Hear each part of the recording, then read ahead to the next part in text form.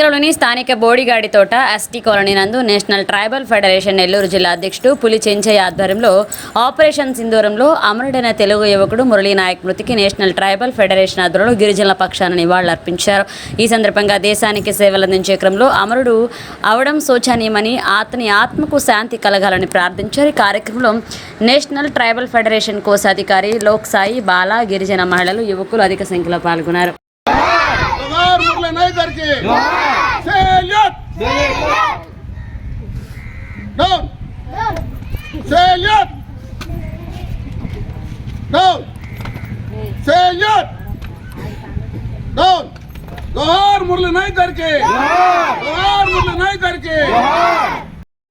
National tribal federation Nellore జిల్లా అధ్యక్షుడిగా పనిచేస్తున్నాను. అలాగే గిరిజన విద్యా చైతన్య వేదిక రాష్ట్ర నాయకుడిగా పనిచేస్తున్నాను. ఏదైతే మన గౌరవ ప్రధానమంత్రి నరేంద్ర మోడీ గారు చేపట్టినటువంటి ఆపరేషన్ సింధూర్, ఈ ఆపరేషన్ పేరు సింధూర్ అని పెట్టడానికి మీ అందరూ తెలుసు. పెహల్గాంలో మన వాళ్ళు, ఉదాహరణకి మన కావలవాసి కూడా కాశ్మీర్ చూద్దామని, కాశ్మీర్ అందాలను తిలకిద్దామని చెప్పని మన వాళ్ళు భారతదేశం మొత్తం అందరూ అక్కడికి వెళ్తుంటారు. సుమారు 27 మంది వాళ్ళకు దొరికారు కాబట్టి 27 మందిని చంపారు. ఇంకా ఎంతోమందిని చంపుండేవాళ్ళు. పహల్గాంలో 27 మందిని చంపారు.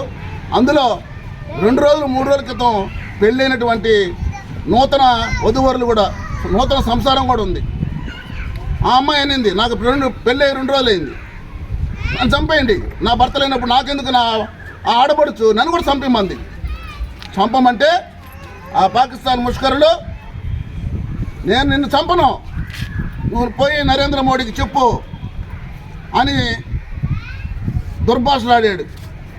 మరి దీన్ని గ్రహించినటువంటి గౌరవం మన ప్రధానమంత్రి గారు ఏ ఆడపడుచుల నుదుటి బొట్టయితే తెలిపేశాడు, ఏ ఆడపడుచుల యొక్క తిలకాన్ని పక్కన పెట్టాడో ఆ తిలకం పేరు సింధూర్.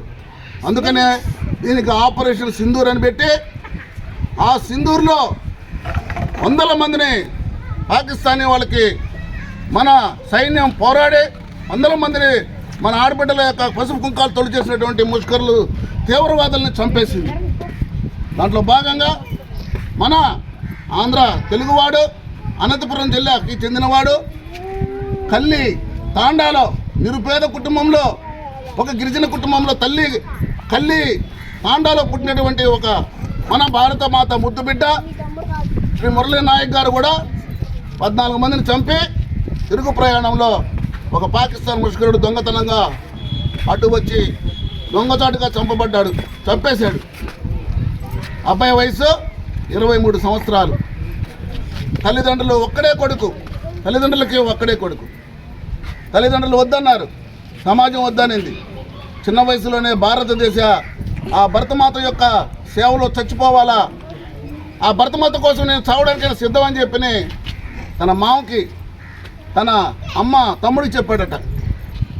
చచ్చిపోతాను, ఈ భారతదేశం కోసం చచ్చిపోతాను, నేను చచ్చిపోయిన తర్వాత నా పార్థివ దేహం మీద 3 రంగుల జెండాను ఎగరేయాలని చెప్పి యుద్ధానికి పోయాడు.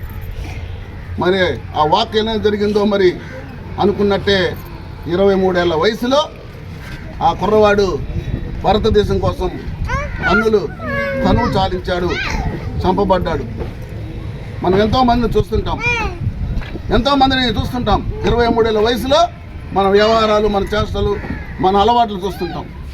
పెళ్లి కాలేదు, తనకు ఎంతో భవిష్యత్తు ఉంది, కానీ 23 ఏళ్ల వయసులోనే భారత మాతకు తన చావుని అంకితం ఇచ్చి భారతదేశం కోసం తన చావుని తృణప్రాయంగా గడ్డిపుచ్చు కంటే సమానంగా తన చావుని అర్పించాడంటే అంతకంటే నిజమైనటువంటి హీరో, నిజమైనటువంటి భరతమాత సేవకుడు, భరతమాత ముద్దు బిడ్డ ఎవరు లేరు.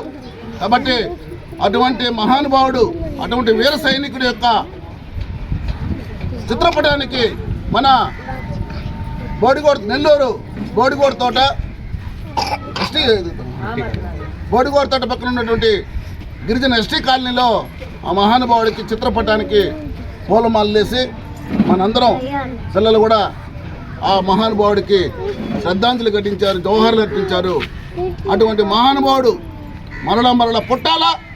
భారతదేశం కోసం, భారతదేశం మీదకి శత్రువులు ఎవరన్నా కన్నెత్తి చూడాలంటేనే మురళీ నాయక్ గుర్తు రావాలని చెప్పని ఆ మహానుభావుడు మళ్ళా పుట్టాలని చెప్పి మీ అందరికీ తెలియజేస్తున్నాను.